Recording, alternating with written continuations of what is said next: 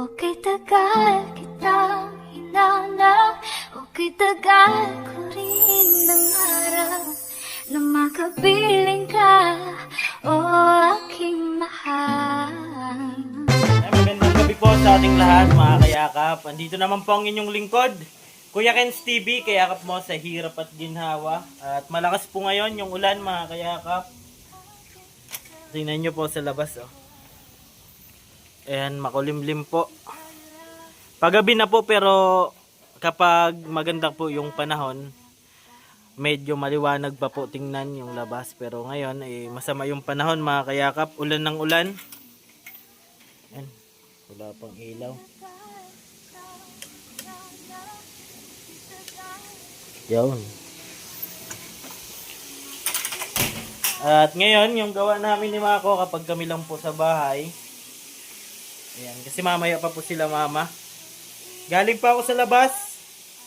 Sobrang lakas po ng ulan mga kayakap. Kaya parang basang sisiw po tayo. Ayan si Mako. Ayan. Nagaluto si Mako. Bali ako po sana magpiprito. Siya yung specialty mo ngayon Mako. Ginataang papaya po mga kayakap. Ito. Pwede ba adobuhin yung papaya?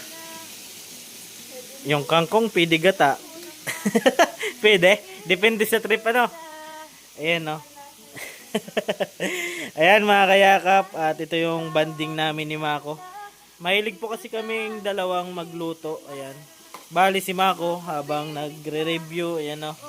Ako na po sana. Kaso si Mako kapag nagalaw pa ako, nagalaw na din po. Ayan. Nagre-review po siya habang nakikinig po ng music. Ayan, pinatay po muna natin mga kayakap. Yung gawa namin ni Mako. Maulan ng panahon. Kaya gulay po tayo ngayon. Kahapon naman ay lagi man ulam natin kahapon? Baboy. Umaga sabaw gabi adobo. Kaya ngayon isda naman po tayo. Tsaka ito po. Himako po nito naluto. Ano po yan? Ang tawag dyan? Papaya. Ginataang papaya. Ito po yung namin sahog, tinapa. Tapos ito yung gata. Ito yung mahal ko. Ayan mga kayakap. At kami lang po ngayon dito ni Mako. Kaya naisipan namin maggulay. May tanim po kasi dyan sa labas. Sa may garahe ni Kuya. Kaya kinuha na po natin at nasasayang po. Natatamaan po kasi ng ng sasakyan kapag naatras. Anong Tagalog ma kung nalalanog? Sa inyo anong tawag? Lanog man? Ayan, di ko alam po mga kayakap kung anong tawag sa nalalanog. Kapag nayuyug-yug siya, di ko alam sa amin kasi lanog mga kayakap kapag ganun yung, halimbawa, papaya, napait po, na iba yung lasa, kaya imbis na di po mapakinabangan, niluto na po namin mga kayakap. Ayan. Sarap sana nito sardinas, yung po dito, sahog. Mako? Pero okay na po yan, sabi ni Mako, at may prinito naman. Tinapa na lang yan. Ang dami po. Ito. Yan. Yan po yung dito sa Bulan. Yung sikat na isda po yan sa Bulan. Lawlaw sa Tagalog. Tamban. Ayan, tapon lang po natin yung inanuhan ng nyog.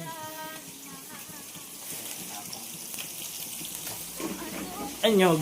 Ito ng baboy? Hindi.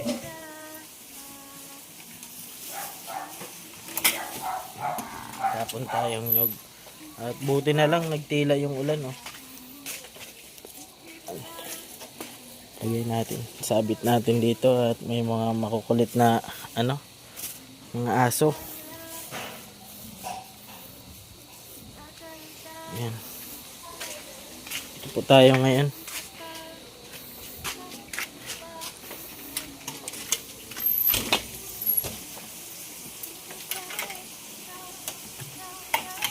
May exercise dito. Hindi kami na-exercise. Yun Mako, mag-exercise po yan. Ano lang po niya yon project. Ito po. So, may barbell po dyan.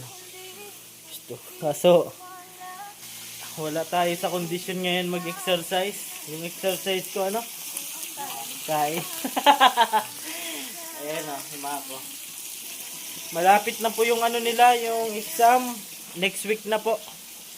Makakasagot ba? Himako ko, makakasagot. Tama yan. Nag-graded recitation na kayo? Nasagot naman. Ayan, himako. Nana Shirley! Ha? Yung? Sige lang, okay lang yun. Nakalimutan ni Mako na dalawa lang yung ano ay. Yung lutuan, ayan. Ubali po. Ano na sana siya. Ito na yung kanin namin, no. Maghapon, kasi maulan, maghapon din kami kakakain ni Mako, ano. Ayan, no. Maghapon, kapag maulan po kasi nakakagutom. Lalo na, ano? Lalo na po mga kayakap, pag ganito yung ulam nyo. Sarap. Kanina, lucky me naman kami. Sabaw, tsaka may tuyo dito. Ito yung pinag-aaralan ni Mako. Sara na natin yung bintana. Gabi na, gabi. Ayan. Baka may sumilip. Ayan. Yan. Prinitong tamban para sa maulan.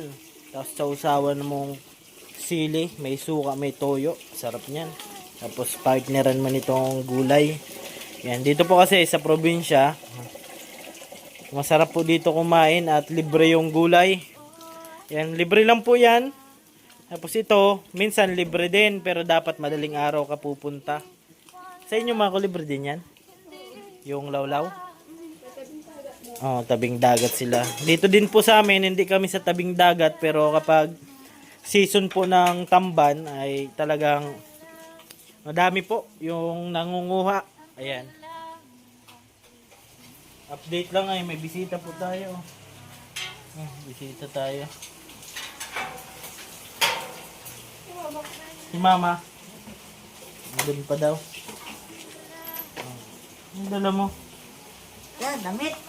Kala ko si Jollibee yung dumating. Si Jollibee, oh.